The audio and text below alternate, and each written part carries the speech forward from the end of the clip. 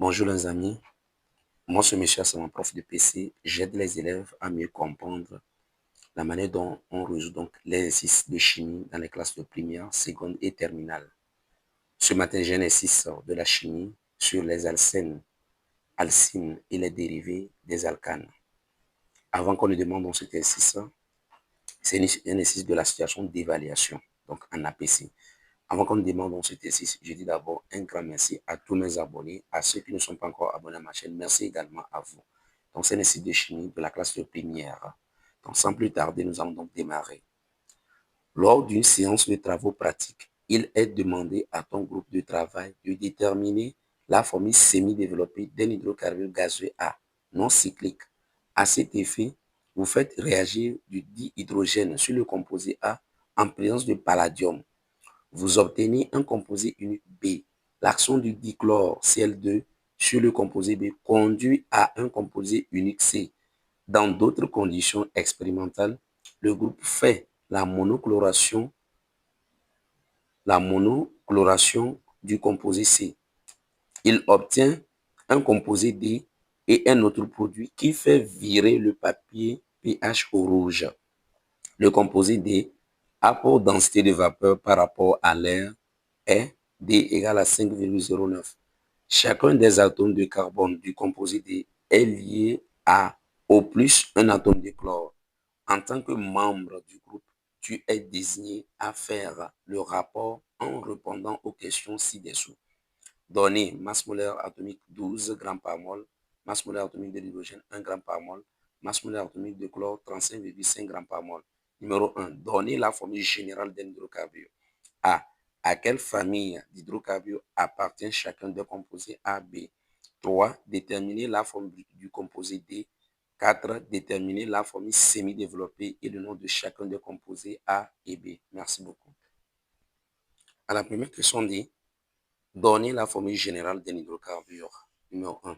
La formule générale d'un hydrocarbure 1. Donc, c'est quoi? C'est CXHY. On va entamer la question numéro 2. On dit, à quelle famille d'hydrocarbures appartient chacun des composés A, B? Donc, on va donner les familles. Donc, les familles. Quand vous regardez, on dit A, l'hydrogénation de A en présence du palladium donne B. Et maintenant, le B réagit avec le dichlore pour donner C. Donc, l'hydrogénation, dès qu'on voyait en présence du palladium, on obtient un composé B, ce qui veut dire que A est un alcyne. Et B est un alcène. Ici, c'est l'addition de dichlore sur un alcène, ça. Alors, on écrit donc la famille A est un alcyne. A est un alcyne. B, alcène. Voilà, donc regardez les familles des deux composés. A est un alcyne, B un alcène. Maintenant, la question numéro 3.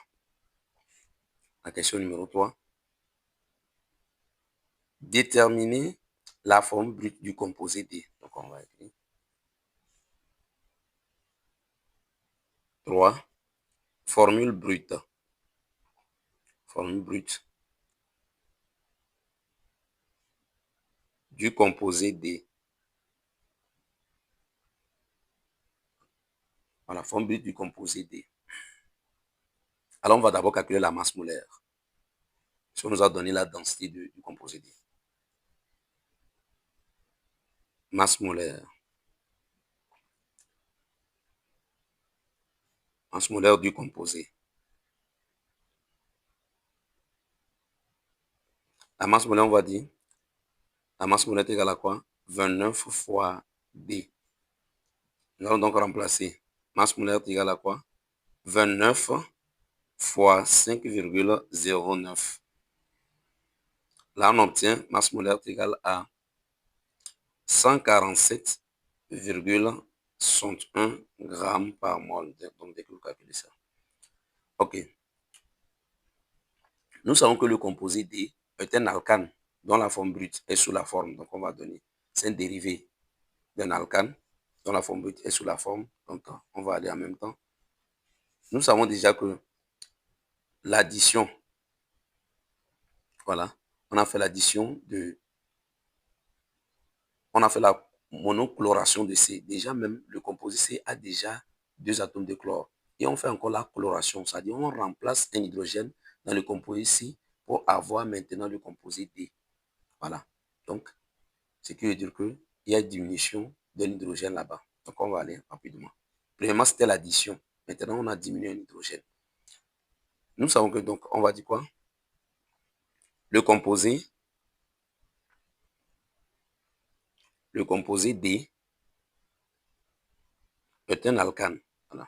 Donc, le composé D est un alcane. Donc, un dérivé d'un alcane. Voilà, on va dire ça, un dérivé chlorure d'un alcane. Dans la forme brute. Dans la formule brute. Dans la forme brute. Est sous la forme. Donc, on va donner ça rapidement. La forme brute est sous la forme.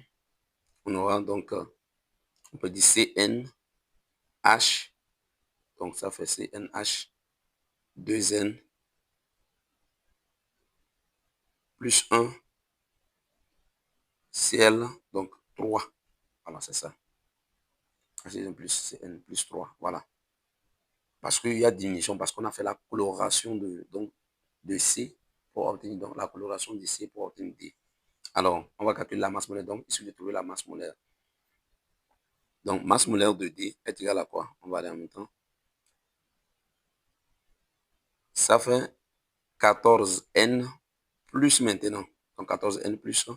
Vous allez faire donc 3 fois 35,5 maintenant plus 1. On trouve maintenant 105,5 est égal à la masse molaire que nous avons trouvée. 147,61. Voilà. Donc, on va aller en même temps. Dès que vous calculez, donc, on fait la différence.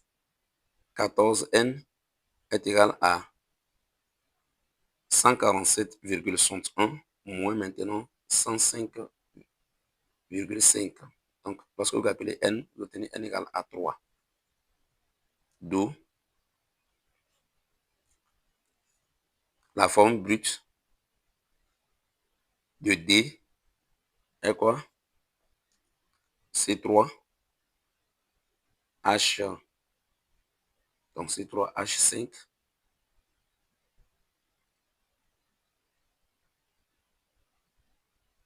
Cl3. Voilà. Ok, regardons ici. Donc, il y a une diminution. Donc, ici, c'est moins. Vous avez donc moins. Parce que, voilà, c'est moins. Donc, c'est-à-dire, si on veut donner, si on veut dans la fonction de x, on va dire Cx H2x moins 1 Cl3. Voilà, regardez la formule. Donc, lorsque vous calculez maintenant, vous faites 35,5 fois 3. Vous aurez 106,5 maintenant moins 1. Il va rester donc 105. Quand vous faites la différence, vous aurez ceci. Voilà, donc c'est ça la forme brute. Lorsqu'on remplace donc la valeur de n ou bien x que nous avons trouvé, donc on trouve, donc regardez la formule, donc c'est CnH2n moins 1, voilà, Cl3. Ou bien tout simplement CxH2x moins 1 Cl3. Voilà. Donc vous aurez donc cette formule brute. Ça c'est la formule brute de B. Donc, à la question numéro 4 de notre exercice, déterminer la formule semi-développée et le nom de chacun des composés A, B. Voilà.